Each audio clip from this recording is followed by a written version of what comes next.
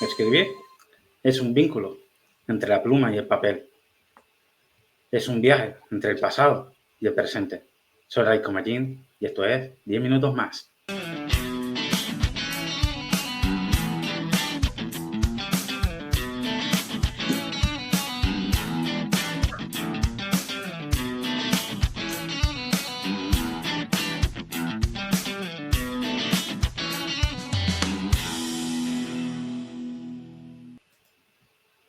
Muy buenas a todos. En primer lugar, muchísimas gracias a todos los espectadores por estar aquí con nosotros. Es el cuarto episodio y estamos muy contentos de la acogida y con muchísimas ganas de prepararlo.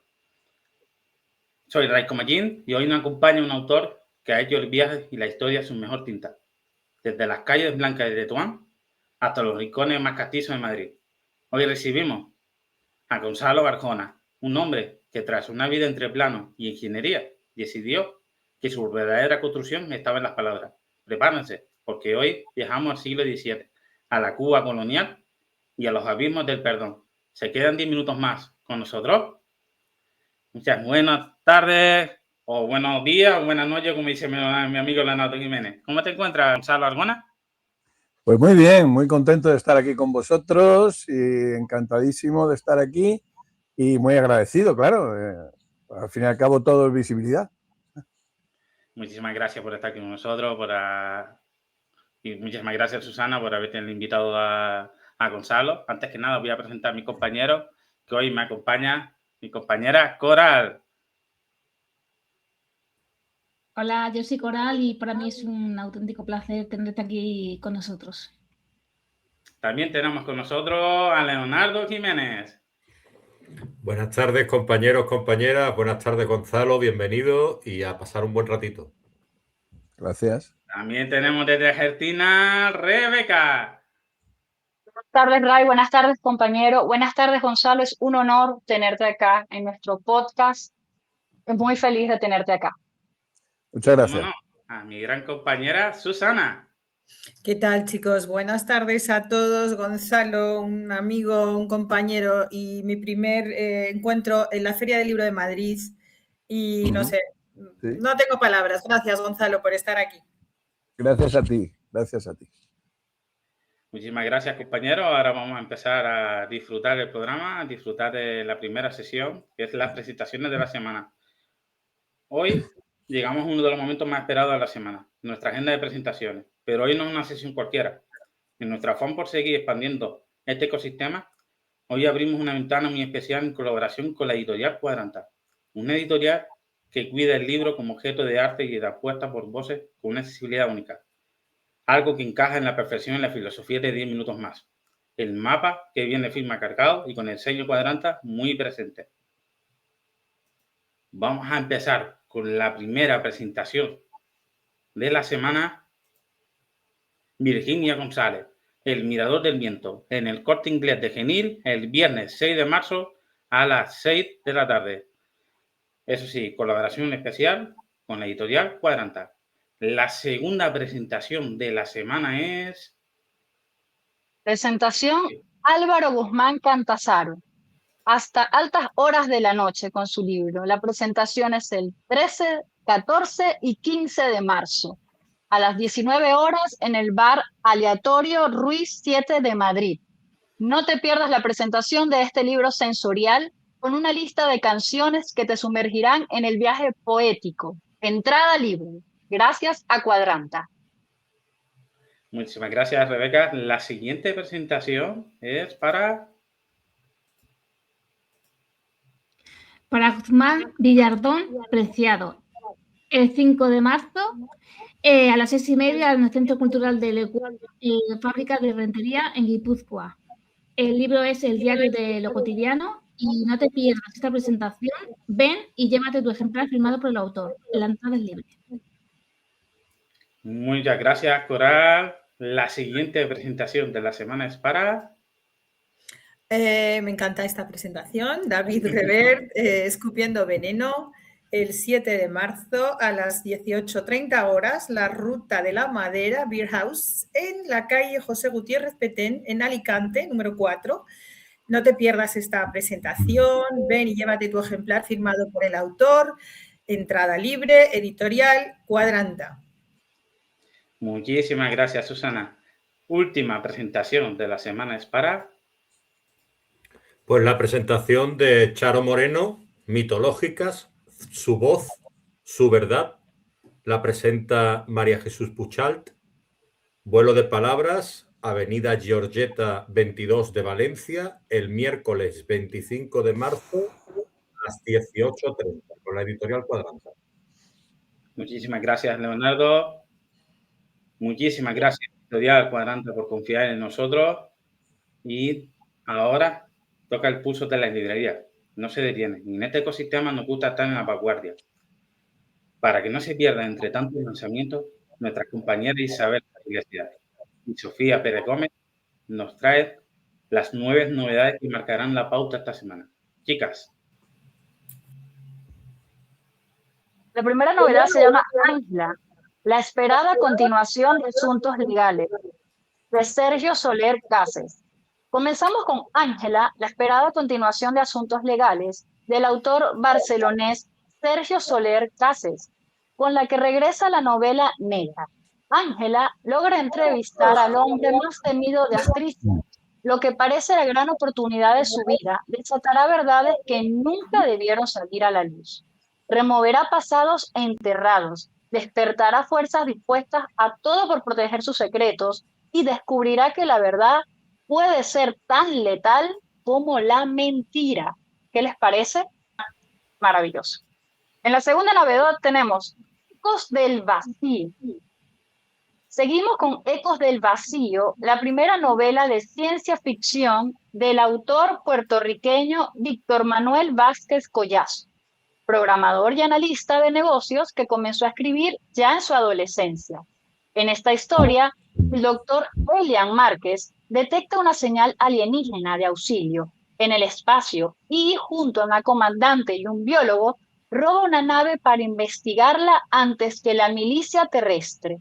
Una aventura espacial que aborda la relación entre humanos y alienígenas, los conflictos con autoridades militares y la exploración del cosmos en busca de vida y alianzas, explorando temas de memoria, exilio y coexistencia intercultural. ¡Wow! Vaya sinopsis, ¿no? Vaya libro que nos recomienda esta semana Isabel y Sofía. La siguiente novedad de la semana es para Lo que pesa en el corazón. Consolida la trayectoria de la autora barcelonesa Cristina Fornós. Tras el éxito de su primera novela, La tierra del silencio roto, actualmente compagina su pasión por la escritura con su trabajo como oficial de notaría.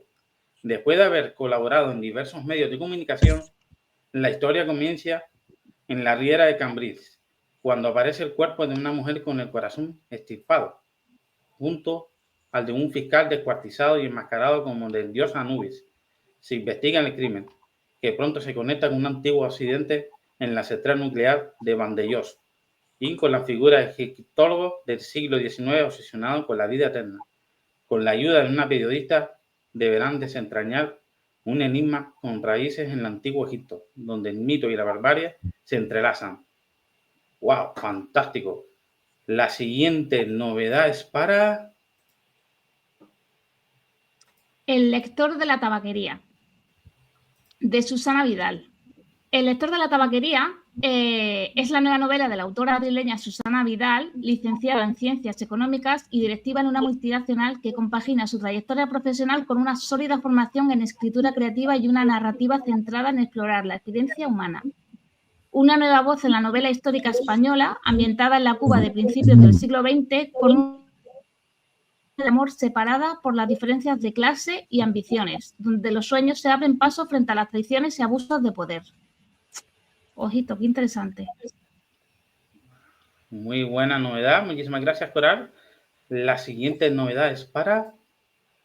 Sendero de Caléndulas. Cambiamos de género con una propuesta de autoconocimiento y crecimiento personal.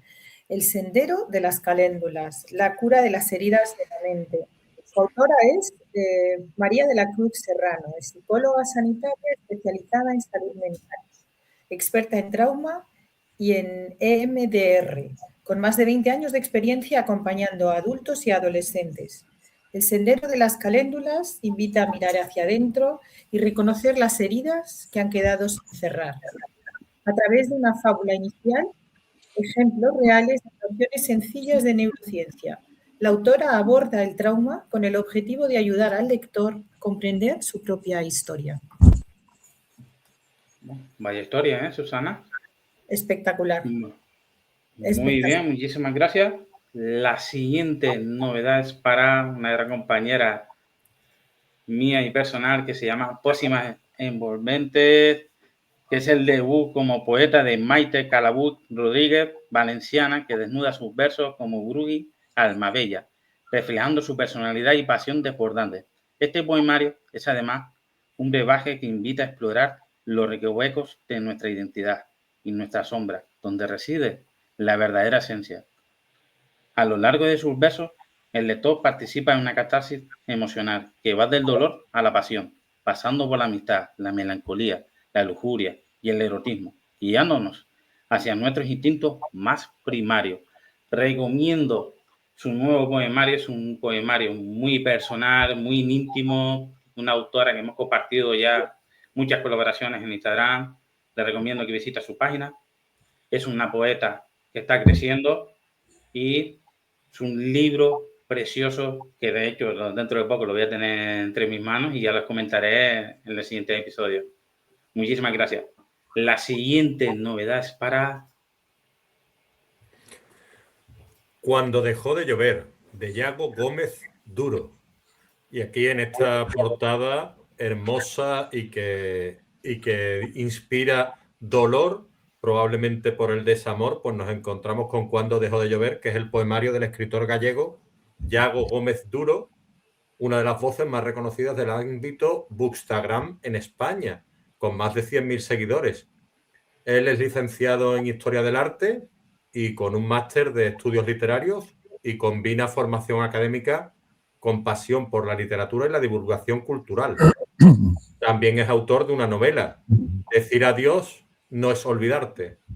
Y en este poemario, Yago nos guía en un viaje íntimo a través de las ruinas del desamor, desde los primeros meses de una ruptura, donde el dolor, la soledad y la nostalgia se vuelven intensos.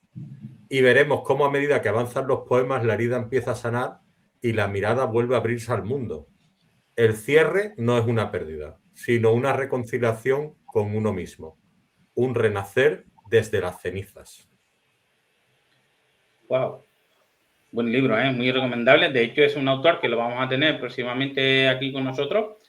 Así que, queridos espectadores, echen un vistazo y así pueden conocer un poquito más de la obra del autor.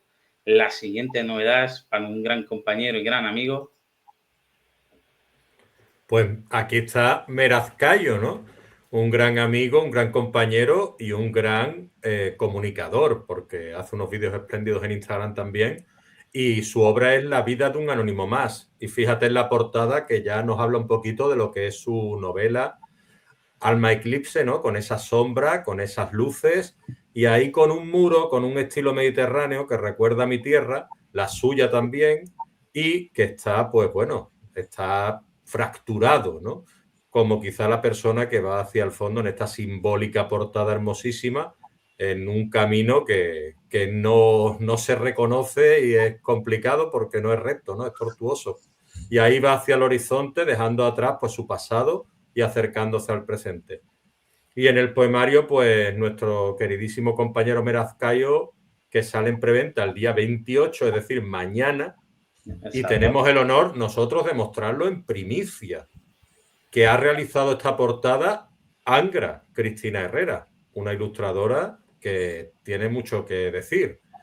Además, Meraz nos contaba que se va unos días a Roma porque su novela, y aquí le queremos dar la enhorabuena a Meraz, Alma Eclipse, ha sido premiada internacionalmente.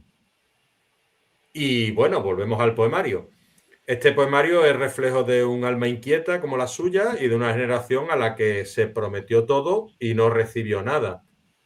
Y en ella, pues aquí tenemos a este andaluz orgulloso de serlo, lucha a través de las letras por un futuro que parece no llegar, enfrentándose a los fantasmas del día a día y a la procrastinación que esta era nos impone con una resistencia pues silenciosa, ¿no?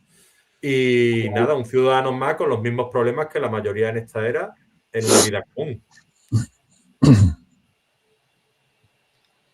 Muchísimas gracias, Leonardo. De hecho, recomiendo la obra de Mera Cayo, es un gran compañero. Hemos coincidido ya, hemos colaborado muchísimas veces en Instagram. De hecho, es compañero de Sofía Sánchez, la entrevistada de la semana pasada. También lo vamos a tener aquí con nosotros próximamente. Así que muchísimas gracias, Mera Cayo, y muchísima suerte en tu nueva obra. Ahora vamos a hablar de la última novedad de la semana, que es la aventura del Pato Villa PDT. Este libro es especial, ¿vale? Este libro está compuesto de 10 capítulos y al finalizar cada uno incluye preguntas pensadas para que los niños reflexionen y escriban con la ayuda de sus mayores. De este modo, la lectura se convierte en una experiencia compartida que fomenta el diálogo intergeneracional, con un estilo tierno, lleno de humor. Esta historia entretiene, enseña y emociona, siendo perfecta para leer en familia o en el aula. Dice la autora, sobre mí solo interesa que busco a través de mis cuentos, potenciar los valores familiares, a través de mis historias, rescatar la importancia de los pequeños momentos, la risa compartida, invitar a crecer, descubrir y crear recuerdos juntos. La Yaya Lele. Es un cuento muy especial. De hecho, es una autora que estuve hablando con ella estas semanas y me gustaría que le diera un vistazo, que apoyan a los abuelos de hoy en día. Es un cuento dedicado para su nieta de 4 años, así que espero que le dé mucha fuerza para seguir, muchos ánimos y sobre todo este apoyo para una abuelita de la casa. Muchísimas gracias, compañeros. Hemos finalizado las novedades de la semana. Antes que nada, gracias Isabel de la Iglesia y Sofía Pérez Gómez por la brillante campaña de sesión de las novedades literarias. Y ahora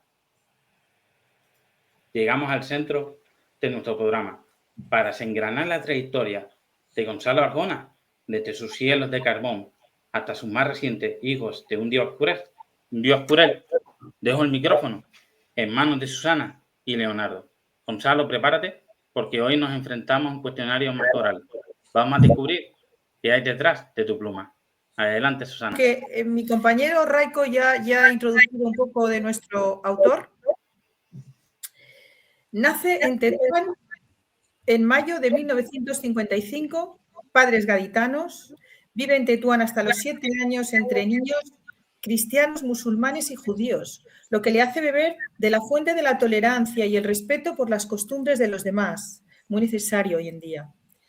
Después se instala en Madrid, ciudad que le acoge y le abruma a partes iguales.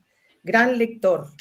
Se instala en Carabanchel, barrio obrero e inquieto que le moldea en parte su personalidad. Viaja mucho por motivos profesionales y en esos viajes germina su primera novela, su primera historia. Pasa los 6 últimos años laborales en Argelia y al regresar se jubila y es cuando se vuelca de lleno en la escritura. Es un hombre abierto, es un hombre solidario, empático, amante de su familia. Se rebela contra las injusticias y odia el abuso de poder. Gonzalo, cuando hablemos de los temas personales, vamos a ahondar un poquito en eso que dices de odia el abuso de poder. Me encanta eso que me dijiste, ¿no? Pero voy a empezar por un cuestionario literario y me gustaría que fueras breve, pero bueno, estás en tu casa. Pero ya verás por qué. La primera pregunta quiero que seas breve, ya verás por qué. Publicas 6 libros, me equivoco, no sé si son 6 o más.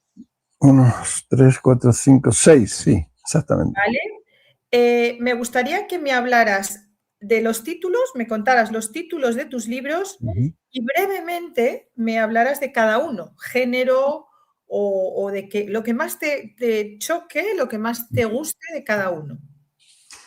Bueno, el primer libro que publiqué se llamaba Cuentos de Medianoche y era pues es un libro de cuentos, ¿no? Escrito pues en aquellas noches de viajes de trabajo que pasas en los hoteles. Y bueno, son cuentos que tienen todos, bueno, pues lo único que tienen en común es que están escritos de noche, al filo de la medianoche, ¿no? Luego escribí Cielos de Carbón, una novela que nace también de un relato, de un pequeño relato, nació esta novela. O sea, aquí se ponen a los protagonistas del relato, los quise encontrar y los logré encontrar en París, entonces hice esta novela y al principio la edité en Amazon, ¿de acuerdo? Posteriormente saco La calle de la Montera. Entonces Estudio Ediciones, que mi editorial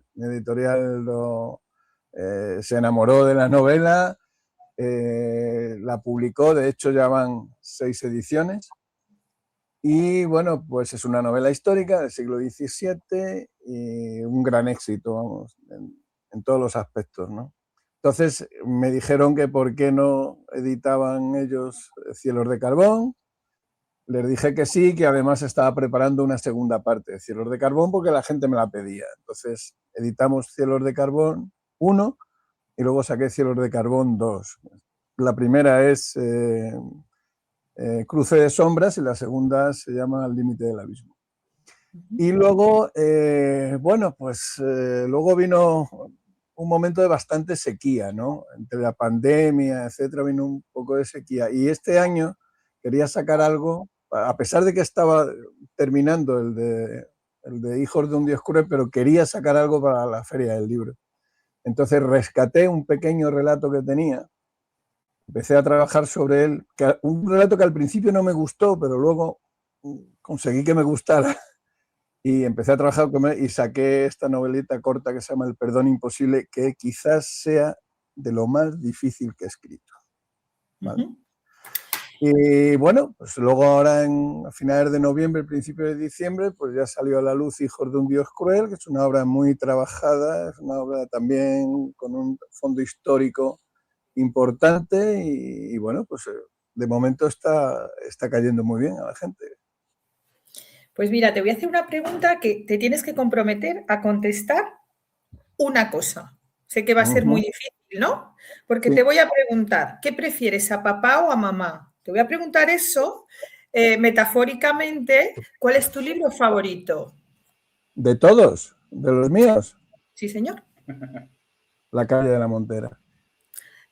Es que yo quiero decir una cosa, no sé por qué me daba que ibas a decir eso. Yo creo que es el único libro que he comprado 2 veces, ¿no? En mi vida, 2 veces. Lo recomiendo mucho, es maravilloso, ¿no? Lo tengo aquí, luego cuando tengamos un rato lo voy a coger, si lo encuentro, porque tengo aquí un montón de libros y lo voy a mostrar, ¿no? Pero es un libro que es súper recomendable. Y ahora le voy a pasar a mi compañero Leo porque te va a hacer una pregunta. Leo, cuando quieras. Buenas tardes, Gonzalo. Pues bueno, la pregunta mía es fácil. ¿Por qué comenzaste a escribir? Yo empecé a escribir creo que tenía 16 años. No sé, siempre me ha gustado leer, yo leo desde que tenía 3 años y medio. Empezaron a regalarme libritos y yo recuerdo que el primer libro se llamaba Mi universo bestiario, era un librito de animales. Luego me regalaron otros muchos libros, empecé a leer y siempre me ha gustado muchísimo leer. Mi padre leía mucha novela del oeste, sobre todo, que le gustaba, le encantaban. Y bueno, pues es algo que siempre me ha gustado. Entonces empecé a tener la necesidad de plasmar en el papel lo que yo pensaba, lo que veía y tal. Y bueno, empecé muy joven. Lo que pasa es que perdí mucho, en los cambios de residencia, bueno, pues cosas que escribe. Yo he llegado a escribir hasta en las servilletas de los bares, ¿sabes?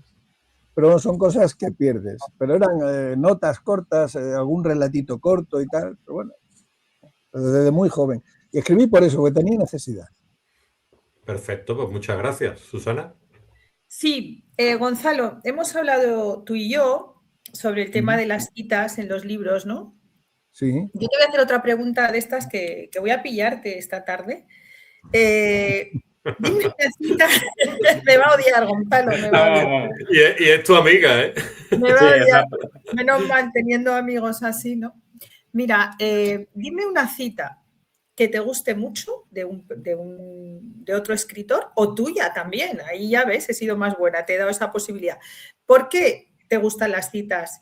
¿Qué encuentras en las citas y qué cita destacarías y por qué? Bueno, vamos a ver, yo creo, yo cuando abro un libro lo primero que hago es ver la cita. Nada, ni de prólogo ni de nada, veo la cita. La cita dice mucho porque la cita siempre tiene que ver con el contenido del libro y siempre te va a mostrar el espíritu del autor. Siempre, siempre. Entonces yo, por ejemplo, a mí me gusta mucho la cita que tiene La calle de la Montera, ¿no? La cita es de Albert Camus, cuando le dieron el premio Nobel, ¿no? Que hizo un discurso sobre el papel del escritor, el compromiso del escritor con su tiempo, y decía que debemos de estar al lado, no debemos de ponernos al lado de los que hacen la historia, sino al servicio de los que la padecen. ¿No? Esa cita me encanta, ¿no? Qué y, bueno. luego, pues la cita que tengo en El perdón imposible también está muy elegida. Y había leído un par de semanas antes, había leído un libro que la verdad es que me marcó, ¿no? Porque me gustó muchísimo por el significado que tiene. Entonces, la cita dice: yo me preguntaba si en realidad se debía todo a que los hombres habían descubierto que matar, y sobre todo matar impunemente, hacía subir del fondo abisal de la naturaleza humana un placer agudo y refinado. Un goce que podría legitimarse con facilidad en aquellas circunstancias, sin más que alegar razones políticas o religiosas. Esto es de un libro que se llama No se fusila en domingo, de un autor que se llama Pablo Uriel Díaz, que fue el único libro que escribió, y dice muchísimo sobre él, porque el libro lo escribió para que su hija no se creyera las mentiras que le estaban contando. Entonces, él fue testigo directo de la guerra, estuvo además en los dos bandos y escribió su libro precisamente cuando se iba a celebrar los 25 años de paz, entonces, para evitar que a la hija le contaran todas las mentiras que estaban contando, escribió este libro. Y es tremendo, ¿no? O sea, yo lo recomiendo siempre. Maravilloso. Leo, te paso el testigo para la pregunta siguiente. Le pasa el testigo al poli bueno, que le va a hacer una pregunta fácil a Gonzalo, porque ahora toca la fácil, Gonzalo. Me gustaría que me hablases del último libro, el título y el género que has escrito y qué te ha sugerido, si te ha costado escribirlo, etcétera. Y también, por otro lado, el último título y género del libro que has leído y qué te ha sugerido. Vale, pues mi último libro se llama Hijos de un Dios cruel, ¿vale? Y bueno, pues elegí ese título porque, bueno, como dice uno de los personajes del libro, que todos somos hijos de un Dios, ¿no? Y hay dioses amables, hay dioses fieros, hay dioses tal, y hay dioses crueles, y los protagonistas de mi libro son hijos de un Dios cruel. Es un libro que tiene un contenido histórico importante. Una parte está en la Cuba colonial, ¿no? O sea, hay una persona que comete un asesinato, se tiene que marchar, se marcha a Barcelona primero y de Barcelona se va a Cuba.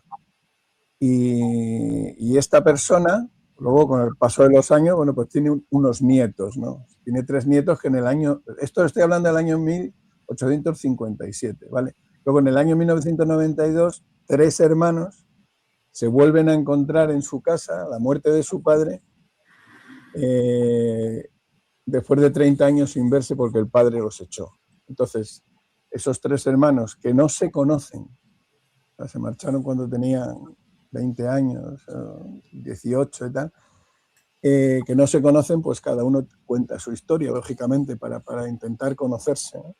Y cuenta, eso es un viaje por la transición española, por la posguerra y por la transición española, bajo 3 puntos de vista muy distintos.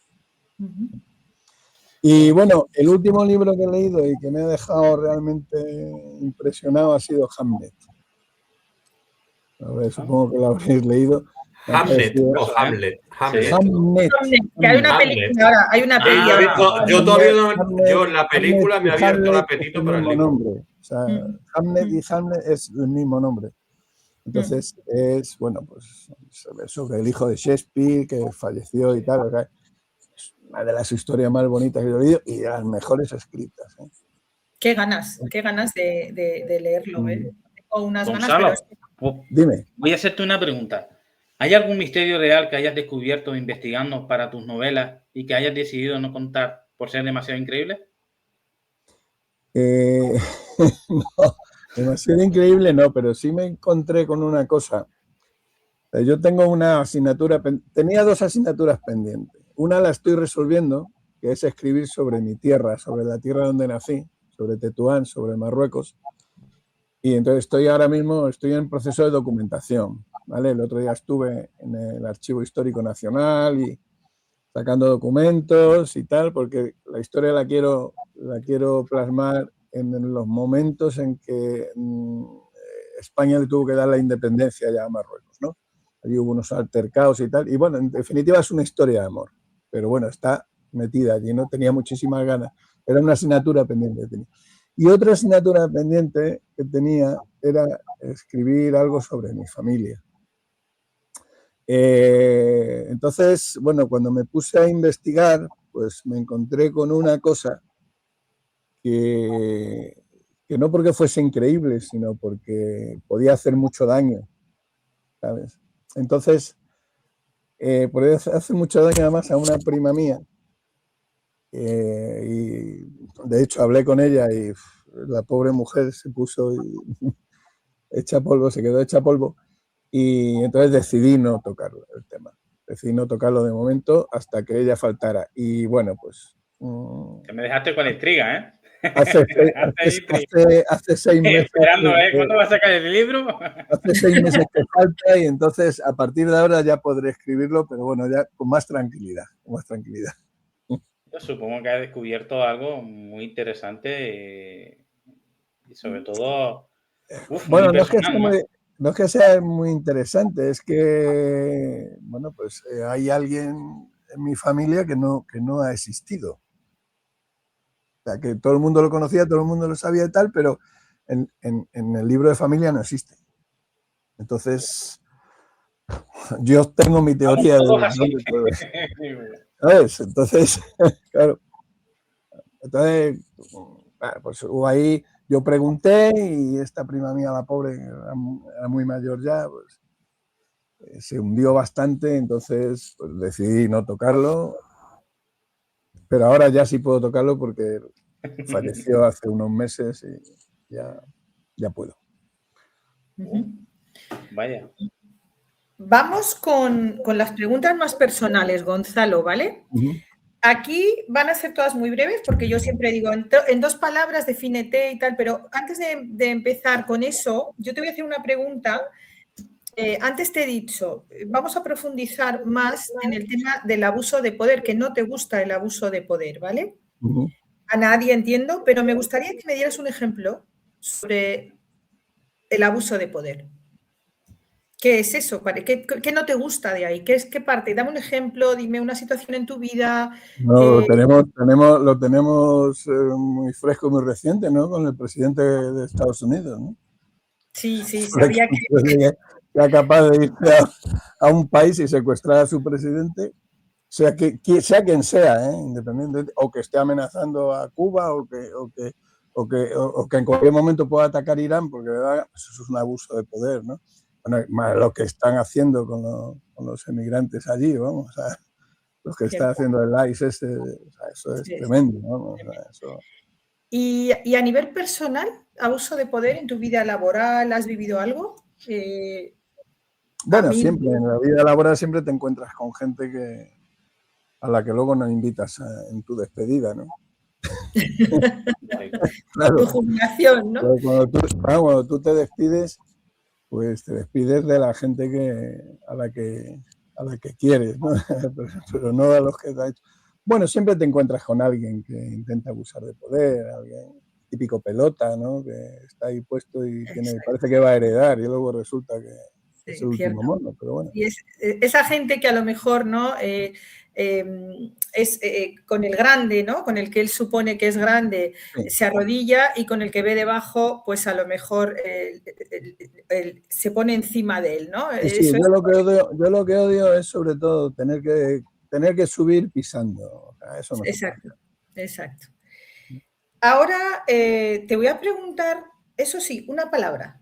¿Tu mayor virtud? Yo creo que soy bueno. Noble, ¿no? Nobleza. Sí. Nobleza. Leo, te paso el testigo. Pues yo voy a preguntarte, a raíz de esta mayor virtud que te ha preguntado Susana, te quería preguntar, pues bueno, todos tenemos una kriptonita, ¿no? Y si tú quisieras cambiar algo de ti, ya sea bueno o malo. Hombre, lo fácil sería decir que me gustaría a lo mejor tener pelo, pero estoy muy acostumbrado a no tenerlo. O sea que... Pero vamos, pues no te sé decir qué cambiaría. Hay veces, mira, yo cuando me levanto por la mañana y me miro al espejo, lo que veo no me parece mal, ¿sabes? ¿Te gusta? No he dejado a nadie atrás. O sea, yo creo que hay muy poquita gente que me odie, ¿eh? Si es que hay alguien. Y eso ya es un éxito, eso ya es un logro. Totalmente. Enhorabuena y me suma a tu deseo del pelo, ¿eh? Pero tampoco me preocupa, ¿eh? Tampoco me preocupa. Ni a mí tampoco, pero verme con una melenaza, pues tampoco estaría mal. Esto. Gonzalo, Rebeca te quiere preguntarte algo. Adelante, Rebeca. Dime, Rebeca. Gonzalo, disculpa. Te quería preguntar, cuando escribiste en la novela Hijos de un Dios Cruel, sí, ese padre, ¿no? Porque ese es el Dios cruel, ¿no? El padre. Ese padre que no era nada cariñoso. ¿Había más juicio o más compasión en ti cuando lo escribí? Pues no sabría qué decirte, fíjate. O sea, en un momento determinado yo también puedo entender la crueldad de ese hombre. La puedo llegar a entender. O sea, el que lea el libro la puede llegar a entender, porque hay un punto de inflexión en su vida que quizás le hace ser así, ¿no? Porque en principio no lo era, pero luego al final, o sea, acaba siéndolo y acaba echando a sus hijos de casa uno detrás de otro, además, de unas formas tremendas, ¿no? Y bueno, la compasión siempre tiene cabida. En el libro del Perdón Imposible, ¿vale? Que está aquí, mira, lo podéis ver, pues, tiene una portada muy bonita. Bonita. El perdón imposible, en este libro yo digo que el perdón, en este caso que yo cuento aquí, es imposible, pero no la compasión, ¿sabes?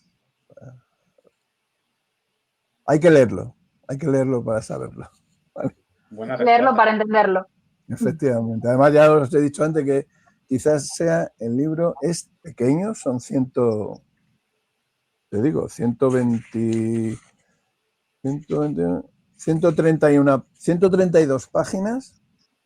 Posiblemente sea el libro que más trabajo me ha costado escribir. Por el complicado. No es fácil. Por el terreno que pisas, ¿no? O sea, es como escribir encima de un cuchillo, del filo de un cuchillo. No sabes hacia dónde te puedes tumbar. Wow. Coral también te quiere preguntarte algo. Adelante, Coral. Dime, Coral.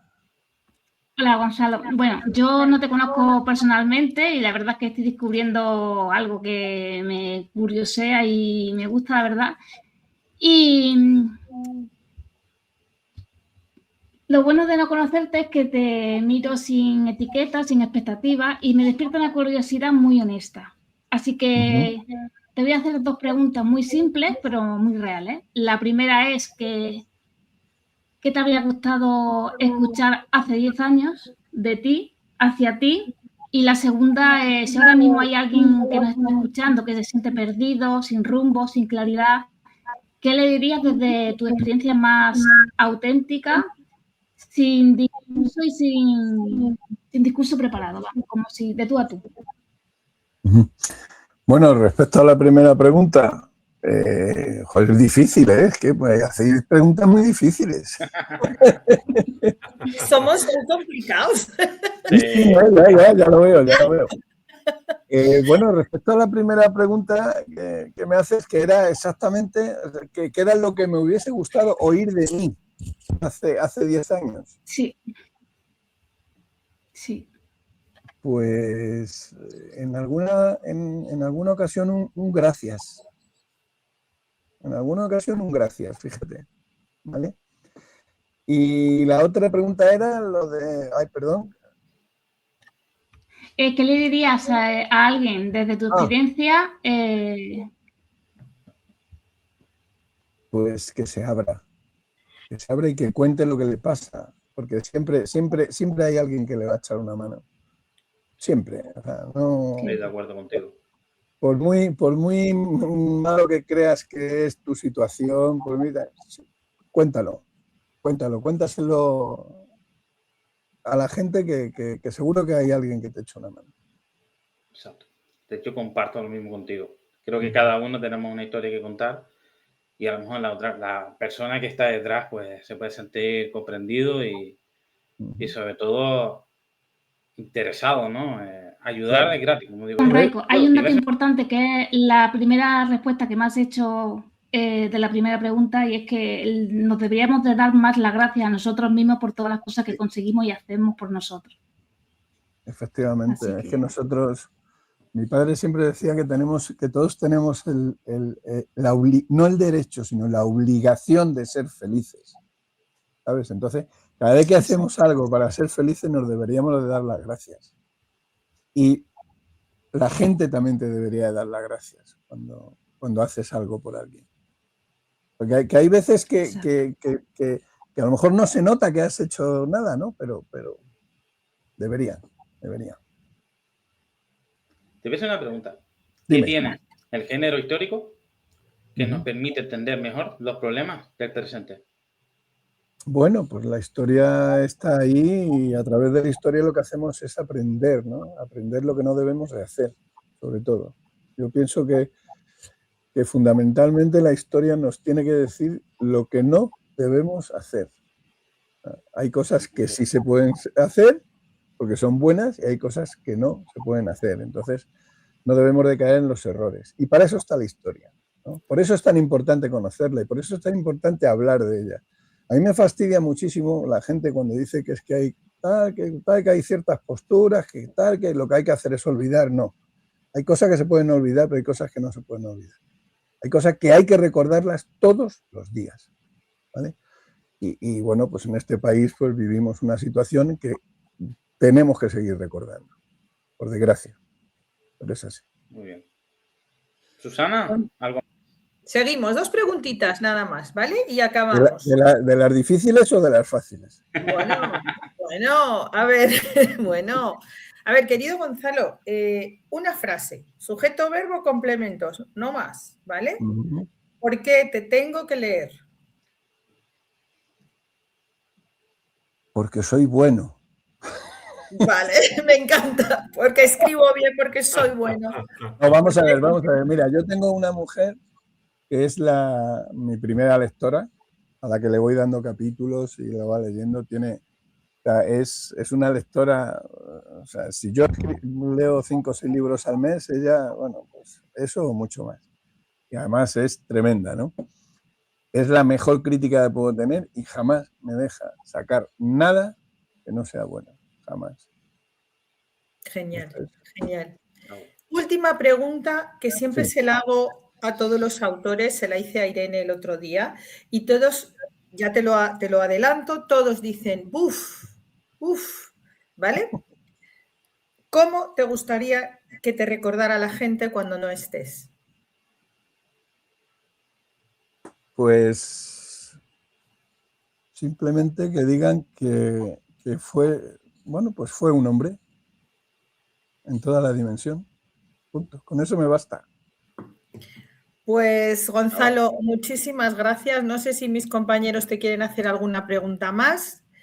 Por mí estamos ok. Yo te agradezco la sinceridad. Yo conocí a Gonzalo, repito, somos compañeros de editorial en la Feria del Libro de Madrid y me encantó su manera de hablar. Después estuve en un programa de radio, que tiene un programa de radio en la SER que se llama El Anaquel de los Libros. Y bueno, pues un honor, un placer y aquí estoy para lo que necesites, Gonzalo. Nos Muchísimas veremos, ¿eh? Nos veremos pronto, además. Hombre, a ver si coincidimos en la Feria del Libro de El Madrid. día 21 nos vemos, ya de Venga, momento. por supuesto. Muchísimas gracias, Gonzalo. Ahí seguimos, Gracias a ti. seguimos en el programa. Seguimos Gracias. en el programa. Antes que nada, gracias Gonzalo por mostrarte tal Gracias como a eres. Me ha encantado escucharte. Ahora vamos a pasar a las reseñas literarias de nuestra compañera Rosy. Leer es un placer, pero saber elegir es un arte. Y para orientarnos en este mar de páginas llega Rosy, nuestra brújula literaria de confianza. Hoy nos trae un análisis profundo que, os advierto, van a dar mucho que hablar en la mesa. Rosy, te escuchamos. Gracias de nuevo por estar aquí, sois maravillosos, cada vez nos está quedando un programa más bonito. Hoy vengo con una recomendación para amantes del mundo Marvel, del metaverso, de los metahumanos y de los X-Men, que creo que os va a gustar mucho. Os voy a hablar de Renacer de Alexa, de V. Jumela, que es como firma su libro. Os voy a decir que esta es de esas historias que empieza fuerte, con acción, desde el principio, que no te dé momento de aburrirte, ni de decir, uy, qué introductorio, que me aburro. No, empieza con acción desde el principio. Vamos, en pocas palabras, arranca de forma explosiva, nunca mejor dicho. Capítulos cortos y en tercera persona, una tercera persona muy fluida y un ritmo que no te va a dejar respirar. Sí, total, respirar está sobrevalorado. Vamos a conocer a Alexa, una metahumana marcada por la vida y señalada, y con un miedo constante a no perder el control, porque tiene un poder que ni siquiera ella misma lo entiende. Pero todo el mundo la quiere por su poder. Pero todo va a cambiar cuando aparece Jorge. Jorge es ese personaje que vamos a decir que es como el profesor Xavier de los X-Men.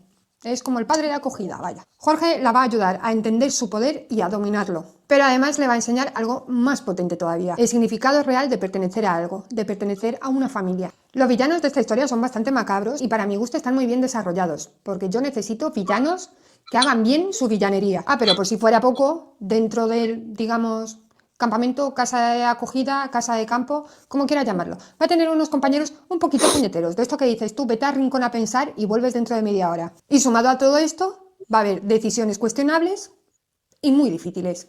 Lo que más me ha gustado de esta historia no es solo la acción, que por supuesto es un gran porcentaje de esta historia. Es el trasfondo que hay tras esta historia, que es identidad, trauma, por si a alguien no le ha quedado claro, me encantan los traumas. Le enseñará que aprender a esconderse no la va a salvar de nada, al contrario, simplemente es una pausa en el tiempo. Y otra cosa, que es otro de los puntos que me gusta, vaya, me están gustando todos los puntos, es que Alexa no es la heroína perfecta. Tampoco es la protagonista que necesita ser salvada, porque es una protagonista fuerte, pero al mismo tiempo es impulsiva, se encierra en sí misma y no confía en nadie.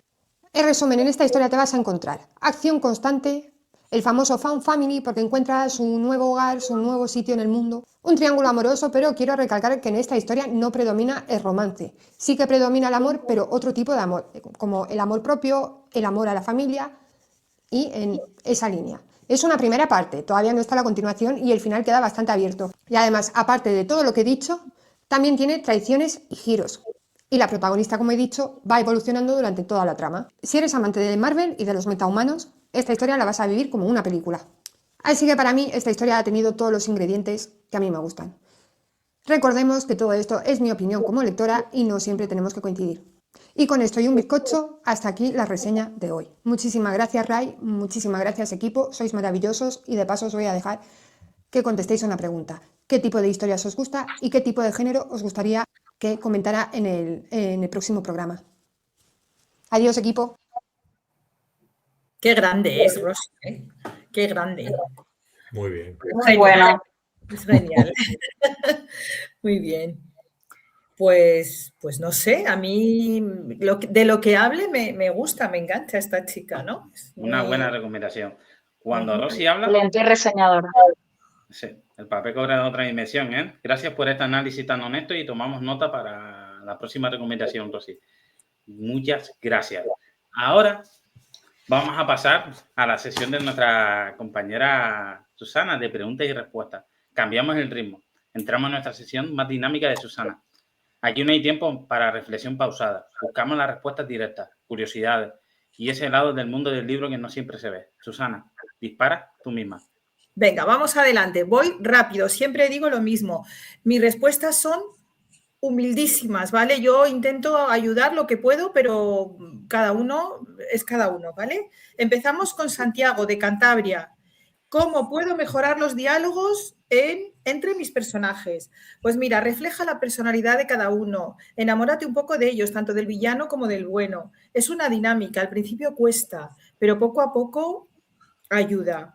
Intenta hacer diálogos realistas, diálogos que pasen en la vida real, ¿no? No te puedo decir más, no te puedo decir más. No es fácil, ¿eh? No es fácil, es dinámica y poco a poco. Los diálogos del final siempre son, yo creo, a mí me salen mejor que los del principio.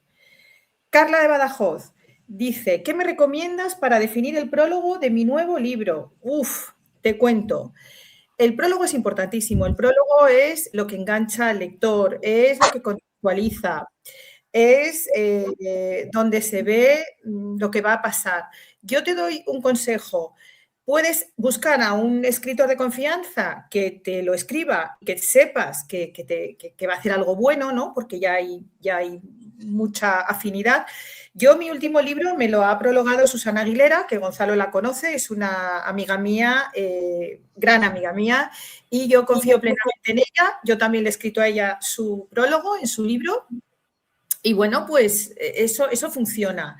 También puedes hacer una nota de autor, ¿no? Y decir un poco por qué escribes el libro, la motivación, también queda muy bien, sin ser prólogo, sino llamarlo nota de autor. Gracias, Carla de Badajoz. Creo que nuestra compañera Coral además es de Badajoz también, ¿no? Coral, aprovecho para dar un saludo a Badajoz. Elena de Lugo. ¿Qué me recomiendas para salir del bloqueo? Bueno, me ha hecho una pregunta Elena. Yo estaría aquí 2 horas seguidas, 2 horas. Porque mi última novela, Noches de agosto a ritmo de jazz, comienza con una escritora que tiene un bloqueo y se va al Café Central de Madrid a escuchar jazz y a tomarse un Southern Comfort y llena de humo, ¿no? Entonces, cambia de ambiente, vete a otro sitio, para la novela, trata de escribir sin presión, date un tiempo, ¿no? Pero yo de eso podría hablar horas, así que me callo y sigo con la siguiente pregunta. Gracias, Elena de Lugo. Antonio de Alcalá de Henares me dice, ¿qué tengo que hacer para dar más visibilidad a mi obra? Ay, amigo, pues ahí estamos todos. Mira, Antonio, te voy a invitar a la Feria del Libro de Alcalá de Henares, en la que voy a estar en la caseta de 100 miradas como 9 días, o sea, va a ser un atracón. Así que ven a verme, yo hablo contigo personalmente y te cuento. Pero bueno, yo te puedo decir que redes sociales, toda la gente de este equipo que estamos aquí, somos 14 escritores, la mayoría de nosotros nos hemos conocido por Instagram, ¿no? Yo conozco a Raiko por Instagram, hemos colaborado, o sea que funciona, las redes sociales funcionan. Ábrete una web, visibilidad, ¿vale? Es muy importante. Pero de verdad te invito a que me vengas a visitar a la caseta y hablamos tú y yo cuando quieras. Gracias, Antonio de Alcalá de Henares, que te tengo aquí al lado, además. Carlos, última pregunta. Carlos Alberto de Mérida. Carlos Alberto de Mérida me dice una pregunta preciosa esta semana. En este mundo tan rápido, ¿crees que la literatura sigue siendo ese refugio donde el tiempo se detiene? Ostras, firmemente sí. Para mí es una pausa bellísima, una necesidad. La literatura es mi vida. Mi formación es filóloga, yo he leído muchísimo y soy más feliz. Creo que sin leer se es menos feliz.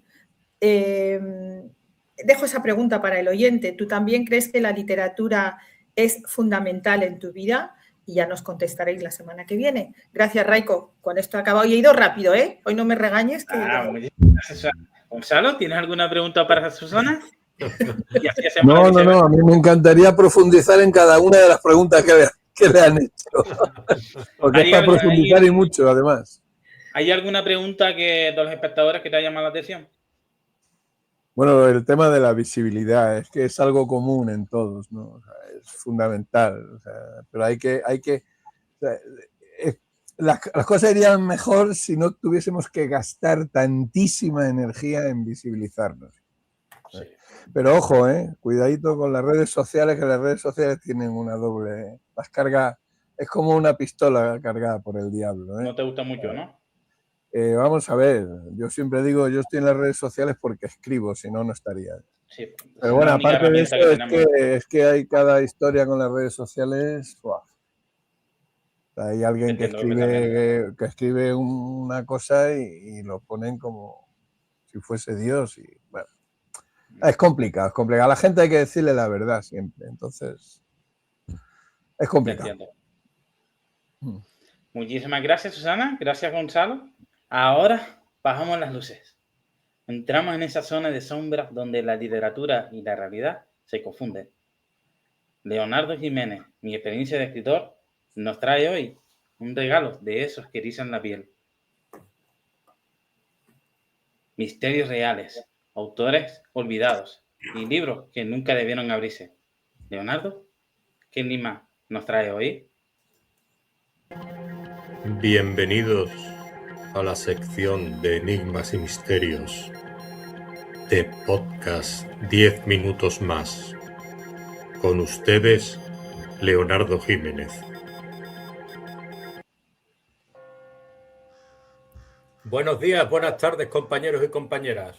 Hoy, de nuevo, aquí en Podcast 10 Minutos Más, os traigo un nuevo misterio, un nuevo enigma, un nuevo momento íntimo en el cual hablaremos de literatura, y por eso vengo acompañado de Santa María de Jesús, vengo acompañado de William Butler, vengo acompañado de Edgar Allan Poe, vengo acompañado de William Shakespeare y de otros tantos grandes de la literatura y de la poesía que han sido quienes han abierto ese expediente a que podamos aquí charlar hoy durante estos minutos que va a durar mi sección Enigmas y Misterios Literarios.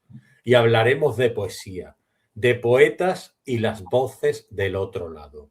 Porque hay una pregunta que la historia de la literatura nunca ha querido responder del todo. ¿Y si algunos poemas no se escribieron, sino que fueron recibidos? Durante siglos, la poesía no se entendía como creación, se entendía como un canal. El poeta no era un autor, se consideraba un medium. Alguien que estaba conectado con el otro lado, con el más allá. En la antigua Grecia había una palabra que lo definía: entusiasmos. Y dentro de ese entusiasmos, si vamos a la etimología de la palabra, significaba tener un Dios dentro, tener un yo interior que hablaba por ti. No era una metáfora bonita, era una explicación de lo que pasaba. De ahí que Homero no empiece diciendo sus poemas, voy a contar, no, dice, canta, oh diosa, como si ella cantase por él. La voz no es suya, es una voz prestada, es una voz de alguien que está en otro plano. Y es desde entonces que la poesía arrastra esa sospecha, que el poema viene de un lugar que no controlamos. Siglos después, Hildegarda de Bingen decía ver luces en el aire, decía ver formas en las llamas, voces que no tenían cuerpo. Pero ella no hablaba en metáfora, decía que lo veía de verdad. Hoy hablamos de migrañas, de visiones, de éxtasis divino, de misticismo. Pero hay una verdad incómoda en todo esto. Los símbolos que describió aparecieron siglos más tarde en textos esotéricos, como si hubieran tenido acceso a un archivo que todavía no existía. William Blake también veía ángeles en los árboles, veía profetas muertos en su habitación que le susurraban al oído lo que debía escribir. lo observaban desde la espalda. No imaginaba. Había profetas muertos en su habitación. Decía que era real, que lo miraban, que lo estudiaban. Y escribió el siguiente texto. Si las puertas de la percepción se limpiaran, todo sería infinito. Y ahí no hablaba de poesía, hablaba de visión, de esa visión de la que vengo yo a hablaros hoy. Porque en el siglo XIX el espiritismo entró en los salones de las casas pudientes, mesas que se movían, golpes en las paredes, puertas que sonaban, escritura automática. ¿Y quién estaba allí? El gran Víctor Hugo, anotando conversaciones con Dante, con el océano, con el más allá, y lo dejó todo por escrito, sin ocultarse. Y después de aquello, su obra cambió, adquirió un cariz diferente, se volvió más cósmica, más abierta, como si la realidad tuviera grietas. Edgar Allan Poe escribió sobre gente que quedaba enterrada viva, sobre seres vivos que hablaban desde el otro lado, sobre aquellos que se ocultaban de la realidad, sobre dobles que regresan. Otros escritores hablaban de doppelgangers, de fantasmas, sobre mujeres que vuelven de la muerte.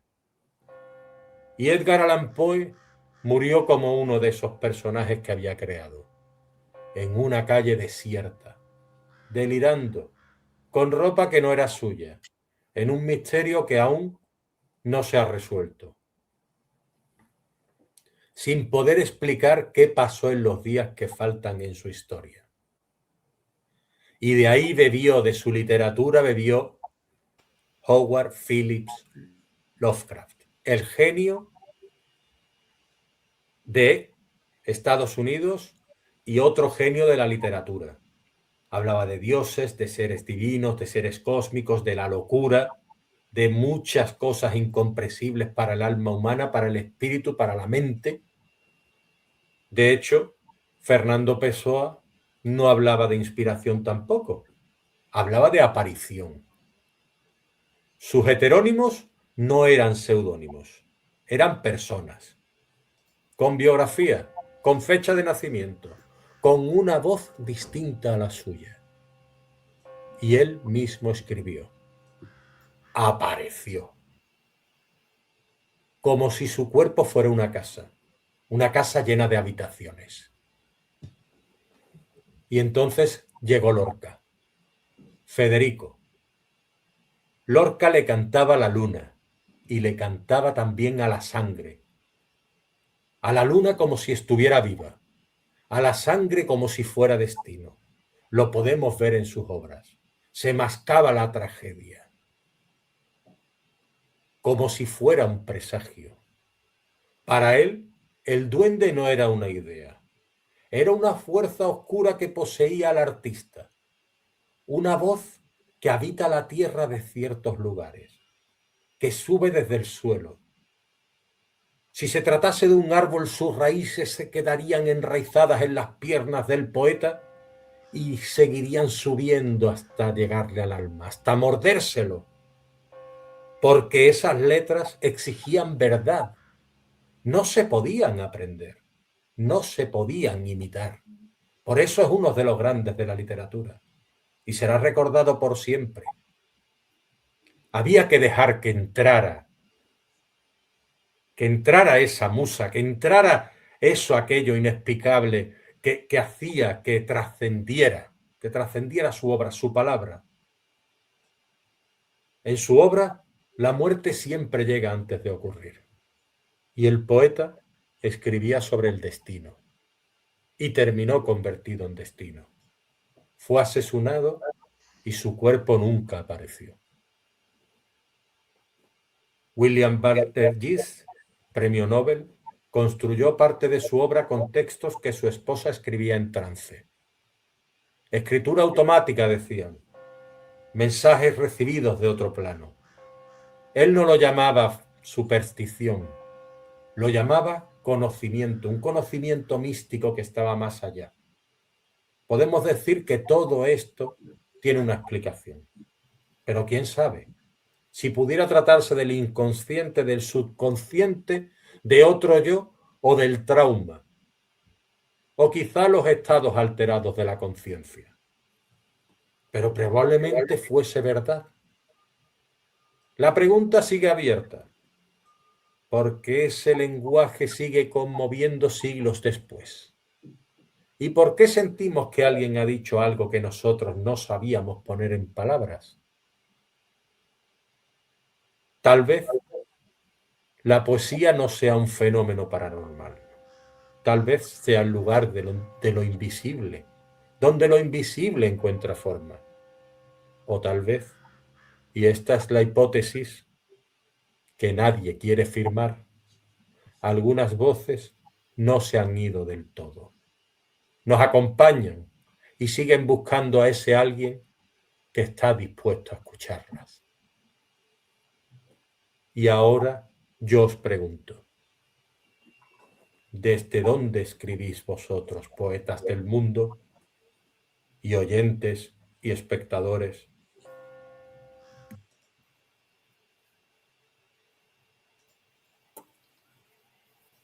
¡Wow! Yo es que soy muy fan de muy Leo, grande. Maravilloso. Muy grande, ¿eh? O sea, a tus pies, ¿qué quieres que te diga? Yo ya te lo he dicho el otro día, igual, me encanta. ¿Cómo te has quedado, Gonzalo?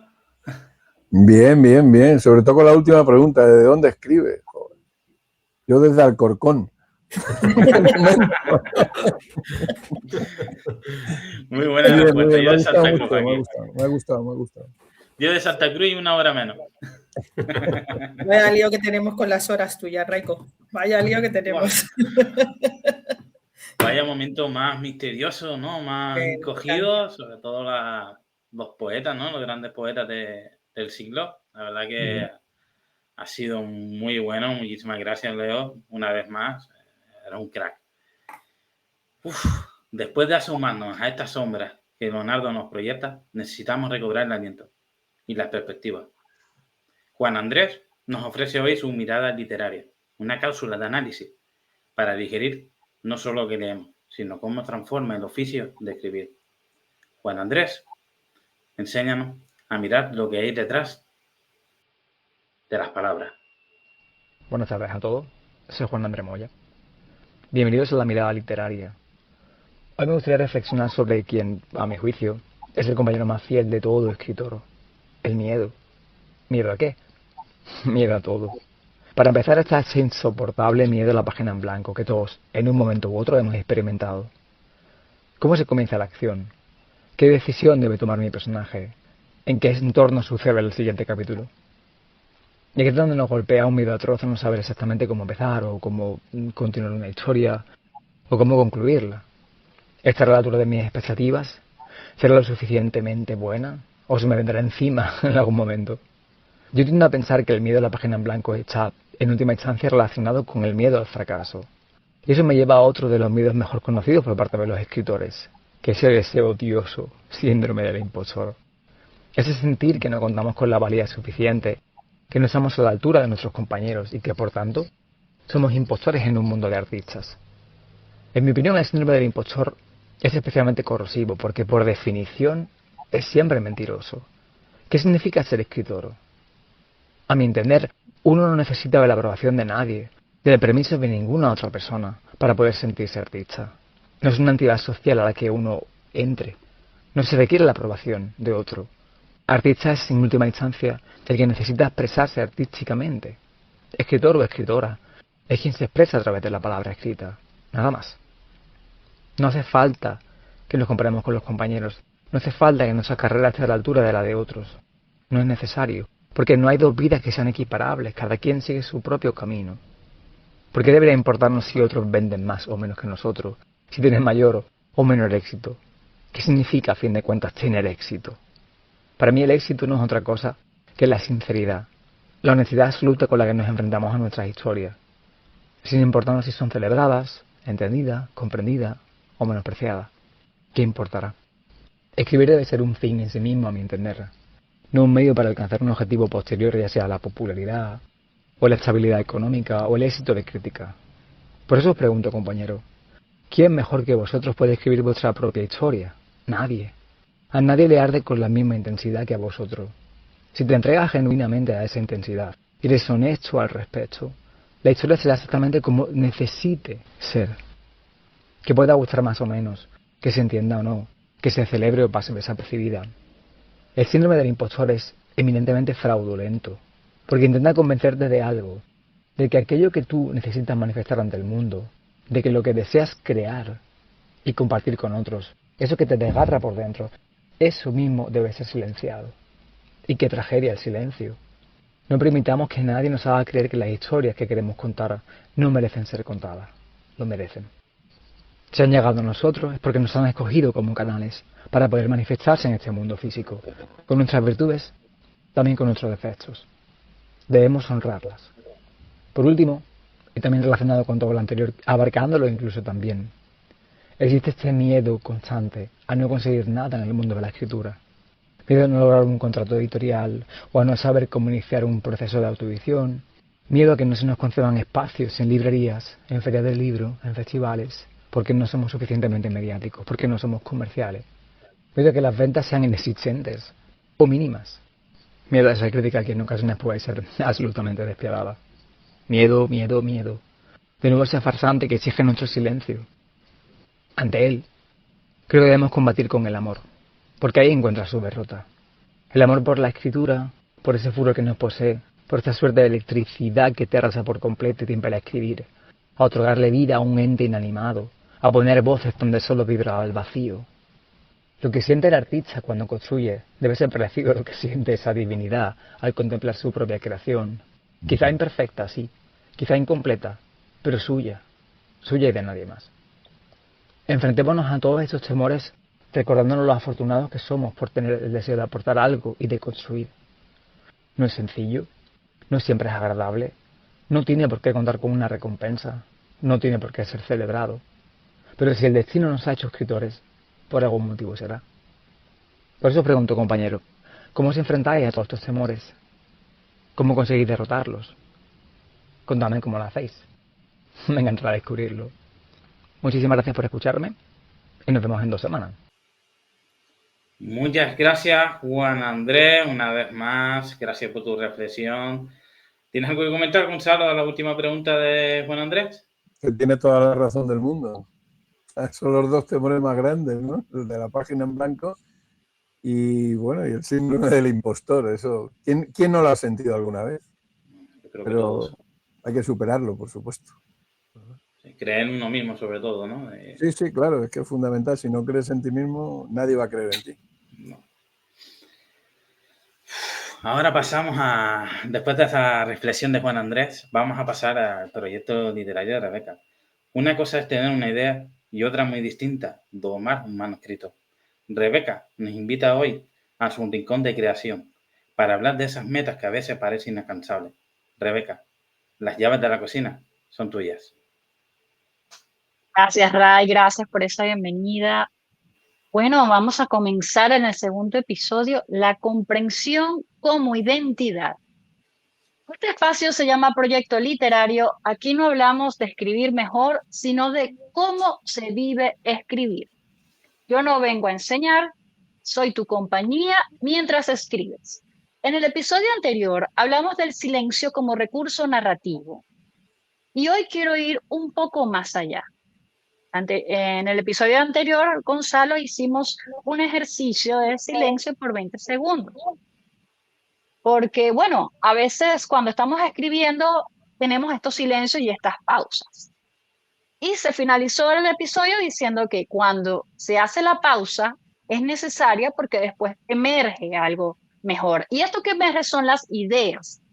Cuando empiezan a caer estas ideas, la idea necesita tener una mirada que lo sostenga. Y hoy quiero hablar de cómo una obra no solo cuenta una historia, sino que nos obliga a comprenderla. Porque cuando una obra tiene identidad, no es solo por lo que ocurre, es por la forma en que se decide mirar lo que pasa. Hoy nos acompaña Gonzalo Arjona. Gonzalo, gracias por acompañarnos. Me gustaría leer un fragmento de tu novela, porque creo que desde ahí podemos comprender no solo lo que ocurrió en la historia, sino en la mirada que lo construye. Voy a leer un fragmento de tu novela de Hijos de un Dios Cruel, y el fragmento es así. Ricardo estaba sentado en la mesa tomando una sopa cuando le vio entrar de la mano de María. Levantó la cabeza y sus miradas se encontraron. Hola Ricardo, qué guapo estás. Hola Tony, le respondió su hermano bajando de nuevo la vista hacia el plato. ¿No me vas a dar un beso? El aire se espesó hasta hacerse irrespirable. Ricardo no respondió a Tony. Se le llenaron los ojos de un agua amarga, pero hizo esfuerzos por no derramarla sobre la sopa que María le había puesto delante. Si lo hubiera hecho, se habría vuelto incomestible.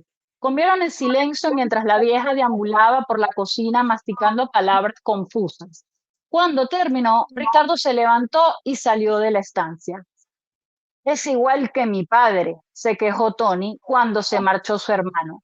No, hijo, no, equivocado estás. Ese que ha salido por esa puerta también es un hombre sin corazón, pero nunca se podrá arrimar ni una miaja a lo que era tu padre. Un fragmento fuerte. Leo este fragmento porque acá acabamos de escuchar no solo una escena entre hermanos, es la presencia de algo que viene de antes, una herencia emocional, una sombra, una historia familiar que está allí, que no empezó con ellos. Y yo quiero preguntarle, en sus novelas hay algo que se repite, en especial en esta, los hijos cargan con decisiones que no tomaron, con culpas que no cometieron, con silencios que no comenzaron ellos. Y cuando esa carga atraviesa los personajes, inevitablemente me surge esta pregunta. Cuando escribió esta escena, Gonzalo, ¿pensaba más en la tensión entre los hermanos o en la sombra del padre que todavía los atraviesa? Vamos a ver, esta escena es del principio del libro, además del primer capítulo. Y vamos a ver, quería... Bueno, es la primera vez que se ven los dos hermanos en 30 años, ¿vale? Y bueno, ahí hay mucho que decir, porque Tony viene con un resentimiento enorme, ¿vale? Un resentimiento de 30 años atrás, de que se marchó siendo prácticamente un niño, bueno, un niño, ¿no? Vamos, tenía 19 años, pero vamos, prácticamente un niño, y se marchó y cayó en un mundo tremendamente cruel, ¿no? Sobre todo para una persona que era como él, porque era homosexual, ¿no? Estamos hablando del año 1962, ¿vale? O sea, imaginaros sí. Lo que había, ¿no?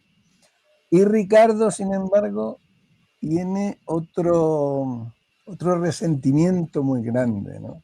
Porque Ricardo sí vivió en esa casa durante unos años y fue el que cargó con todo el peso de ese odio y ese rencor que tenía a su padre. Y hasta que al final se tuvo que marchar, porque le hundía la vida. Entonces, entonces, en ese encuentro, evidentemente está la sombra del padre, la sombra de lo que ha hecho el padre, ¿no? Eso es fundamental, ¿no? Has leído una cosa que no es así, pero bueno, has leído una palabra. No la puedo leer, Gonzalo. Vale. Mira, yo le di permiso, Yo le di permiso. Me gustaría que la leyeras tú, Gonzalo. Atrévete. Bueno, pues dice... Es igual que mi padre, se quejó Tony cuando se marchó su hermano. Dice, no, hijo, no, qué equivocado estás. Ese que ha salido por esa puerta también es un hijo de puta. pero nunca se podrá arrimar ni una miaja a lo que era tu padre. Es que esa es la lengua de María. Es que De María María. es un personaje muy, muy, muy, muy particular. Es una mujer que tiene 88 años, tiene una lengua tremenda y no se le pone nada por delante. Entonces, esa es María. Claro, la que habla es María. Entonces, María es así. María dice eso. Me ha resultado un poco, cuando te he oído leerlo, digo, bueno, a ver cómo lo dice. De hecho, ayer me lo comentó, Raiko, ¿puedo decir esto? Adelante. Lo puedo hacer. Muy sin bien, problema. Gonzalo. Gonzalo, me interesa mucho lo que mencionas. Se ve que es un fragmento que había una tensión bastante fuerte. Y te quiero preguntar, cuando escribes personajes que cargan culpa, ¿buscas que el lector los entienda o que los confronte? Yo busco que lo entienda, pero yo lo que siempre busco es que el lector piense por su cuenta, ¿vale? Y que llegue a conclusiones, ¿no? O sea, por eso hay que tener mucho cuidado. Yo pienso que hay que tener mucho cuidado cuando pones un adjetivo, ¿vale? Porque cuando tú pones un adjetivo, le estás dando hecha las cosas al lector. O sea, si tú dices que un muchacho ha entrado en una calle oscura y tiene miedo, ya, ahí se ha acabado todo. Ya no puedes decir nada más, ¿entiendes? Pero sin embargo, si dices que entró en la calle con pasos cortos, un poco tembloroso y que además miraba a todos lados, pues le estás diciendo al lector que piensa, o sea, y el lector está pensando, este muchacho tiene miedo, ¿no? O sea, entonces, yo siempre procuro que darle al lector que sea él el que lleve un poco el resultado. Entonces, por eso es complicado, claro, es que es muy complicado. Bueno, vosotros lo sabéis igual que yo, es complicadísimo. Una última pregunta de círculo de preguntas. ¿Crees que la literatura puede ayudarnos a comprender aquello que en la vida real nos resulta imperdonable?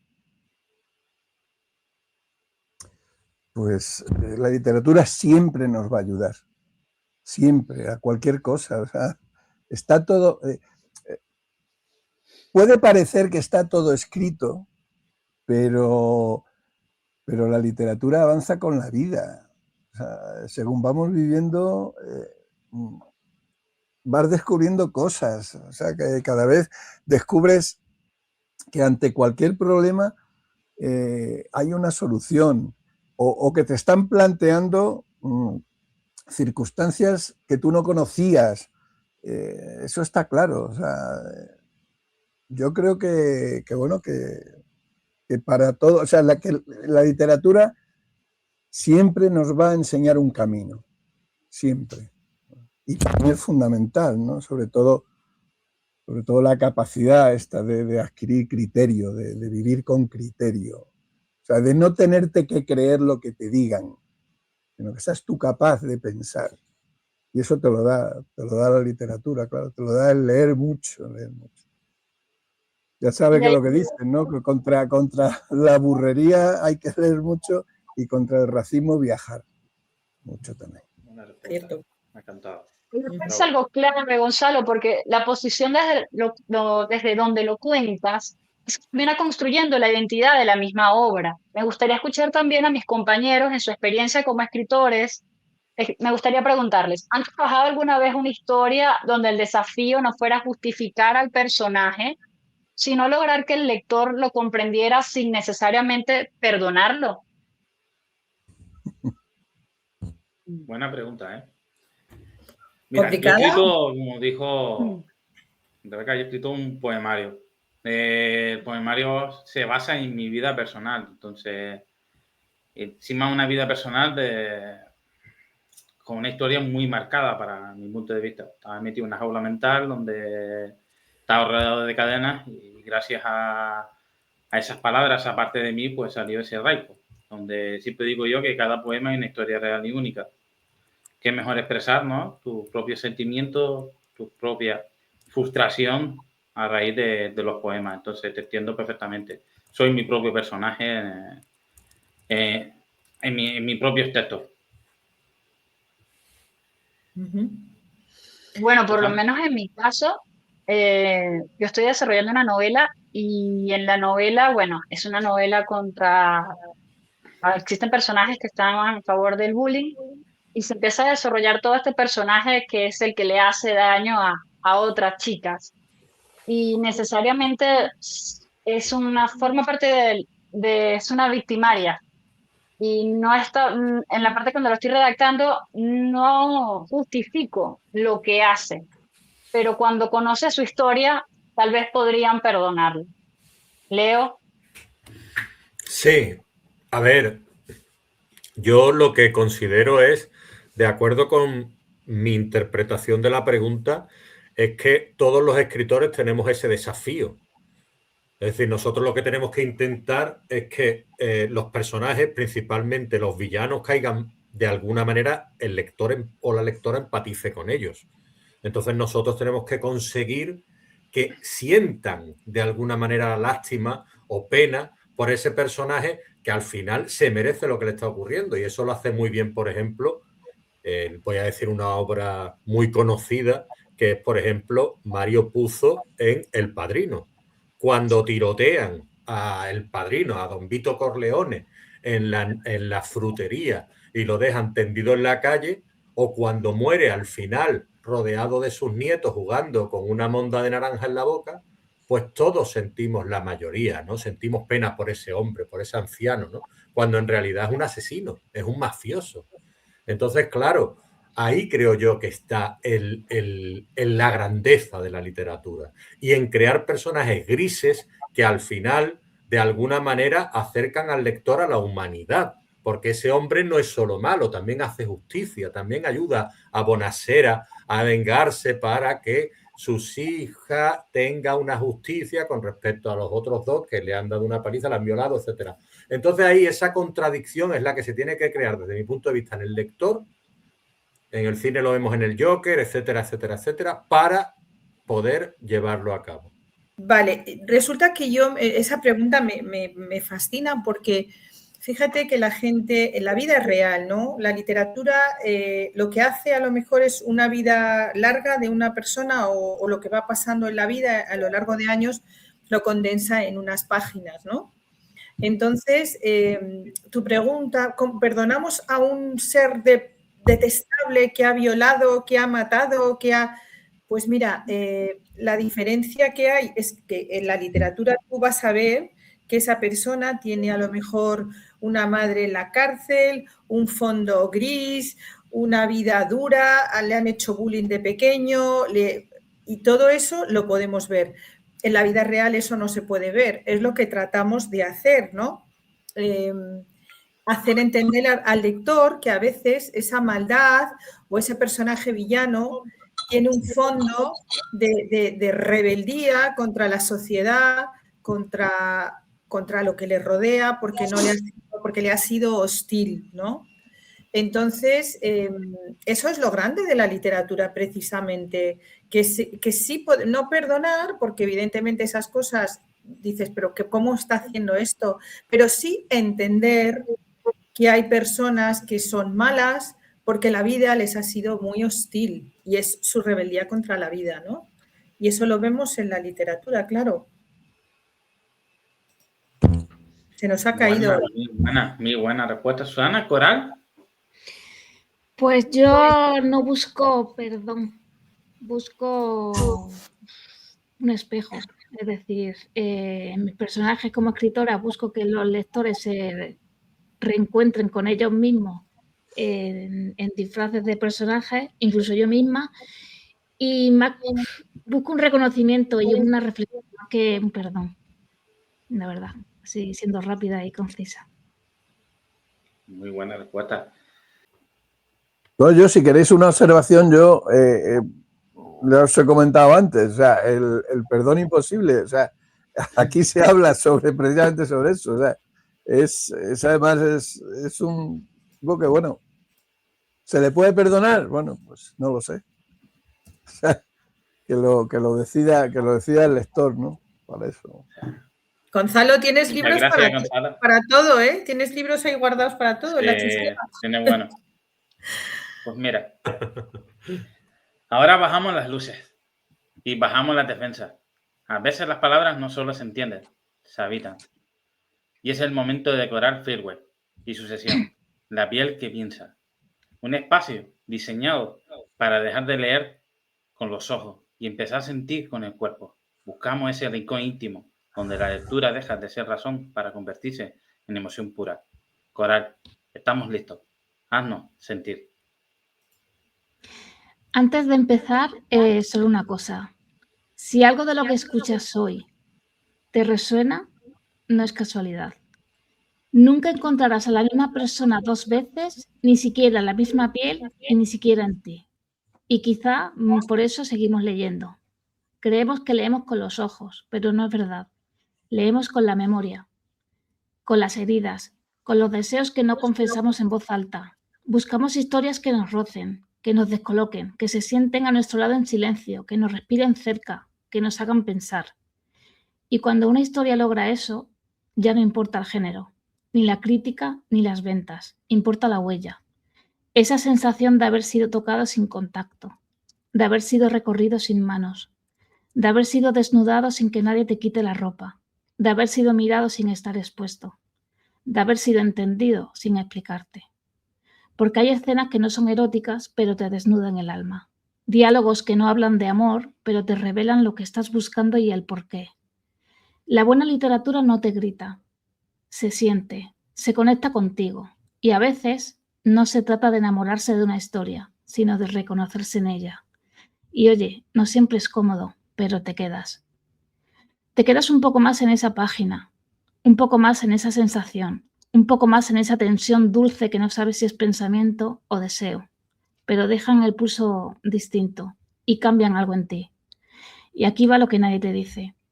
No hay libro que te transforme, solo hay libros que te obligan a dejar de mentirte, porque no es la historia lo que cambia, eres tú, cuando ya no puedes seguir fingiendo que no te viste. Y ahí es donde todo se rompe la versión cómoda, se rompe el personaje, se rompe la excusa y lo que queda, eso sí que es poder, no el poder de la historia, el tuyo, el de atreverte a mirar, a sostener la mirada, a no apartarte cuando algo te desnuda por dentro. Pero cuidado, porque cuando te reconoces de verdad, ya no puedes volver a ser quien eras antes de leer. Y eso da vértigo. Soy Coral Fergue y esto fue La piel que piensa. Bravo, compañera, bravo.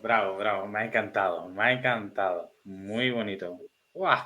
Estamos ahí tensos, igual que el episodio anterior. Fíjate que nadie sabía lo que yo iba a hablar hoy y todo tiene algo que ver de lo que hemos estado hablando hoy, de lo que ha hablado Susana, de las respuestas a los oyentes, de lo que ha dicho Gonzalo, de la pregunta de Rebeca. Es increíble, ¿eh? Sí, la conexión, ¿eh? Sí. Vaya, Gonzalo, ¿algo que comentar? Estamos todos así. Sí, ¿no? La verdad es que tienes, o sea, no sé, o sea, según estaba oyendo a Coral, estaba viendo que todo lo que estaba diciendo realmente me pasa a mí cuando leo, cuando me meto dentro de una historia, evidentemente, y hay una cosa que está clarísima, o sea, cada vez que terminas un libro has cambiado. A mí hay libros que me han cambiado. O sea, uno, por ejemplo, yo no sé si lo habéis leído, el Pacto del Agua, de Abraham Verghese. Es una historia en la India, o sea, a mí es que me dejó flipando. Y yo noté que algo en mí había cambiado cuando leí ese libro. Lo mismo que cuando he leído Hamlet.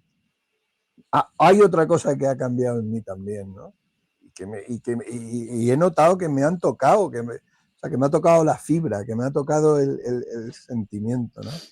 Sí, tienes toda la razón en lo que le has dicho, además lo has contado muy bonito. Gracias. Muchas gracias, Coral, por tu pedazo de sesión. Ahora vamos para el consultorio, miren, porque vuestras dudas son nuestro motor. Conectamos con el consultorio, miren, bloqueo lectores, crisis intencionales, entre páginas o simplemente la búsqueda del libro perfecto. Miren, tienen el remedio para todo. Miren, ¿qué tenemos hoy en la consulta? Bienvenidos a este espacio en 10 minutos más. Hoy me gustaría comenzar el consultorio agradeciendo, porque agradecer es la forma más bonita de reconocimiento.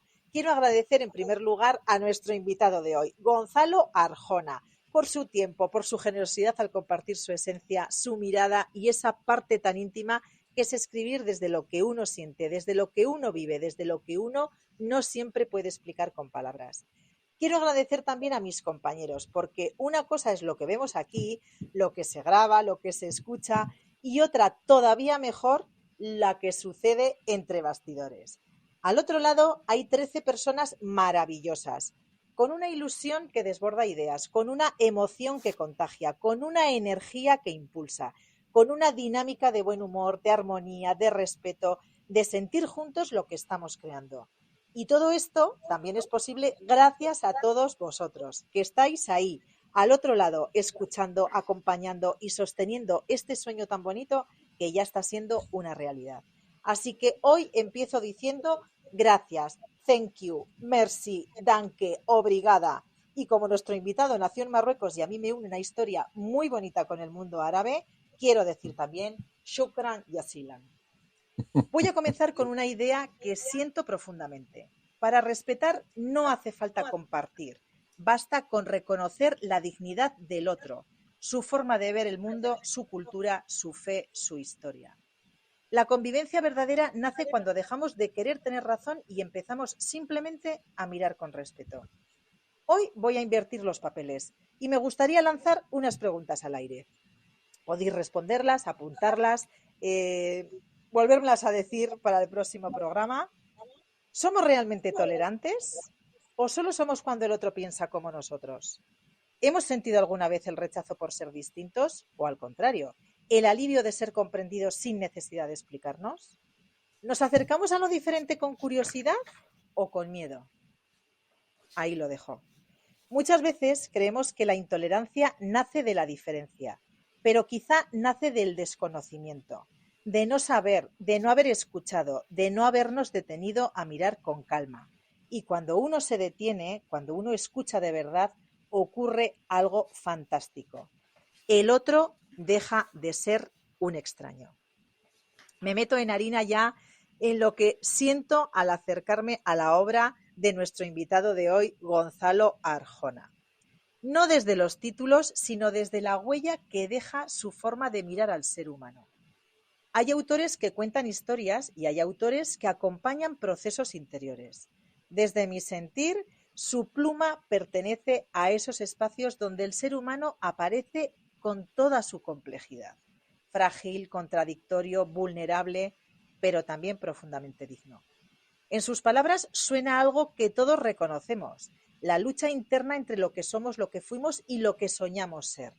Y aparece también esa emoción difícil de sostener, la impotencia. La impotencia de no poder cambiar ciertos hechos, de no poder actuar cuando quisiéramos, de vernos limitados por circunstancias inesperadas que nos obligan a detenernos, a aceptar ritmos que no elegimos, a convivir con lo que duele. ¿Quién no ha sentido alguna vez esa impotencia? Esa sensación de querer avanzar y no poder, de querer reparar y no llegar, de querer comprender y quedarse en silencio. Sin embargo, lo que a mí me conmueve es que su mirada no se queda en la herida. Hay una ternura silenciosa hacia la condición humana, una invitación constante a comprender antes de juzgar, a recordar que todos llevamos batallas invisibles. Su forma de escribir respira tolerancia como actitud vital, no como concepto, sino como una práctica diaria, como la capacidad de convivir con lo diferente sin necesidad de dominarlo, como el respeto que nace cuando entendemos que el otro no tiene que parecerse a nosotros para merecer dignidad. Y aquí me nace otra pregunta. ¿Podemos convivir sin entenderlo todo? ¿Podemos respetar sin compartir? Quizás la verdadera convivencia no consiste en coincidir, sino en cuidarnos incluso cuando no coincidimos. Como lectora, su voz no habla desde arriba, habla desde al lado, como si nos recordara que todos estamos aprendiendo a aceptar límites, a transitar pérdidas, a perdonar lo que no fue, a sostener lo que sí es. Y en ese aprendizaje compartido existe la posibilidad de reconocernos en el otro sin perder nuestra propia identidad. Hoy me he extendido compartiendo esta reflexión porque creo profundamente en la palabra, cuando nace desde el respeto, porque ahí es cuando sana, que escuchar puede ser un acto de amor y que comprender no significa renunciar a lo que somos, sino ampliarlo.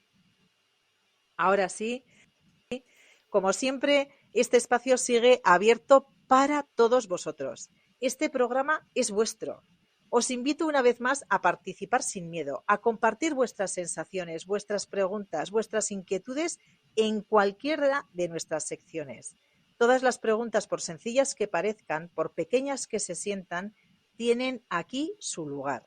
Las recibimos siempre con cariño y con el respeto que merece cada voz.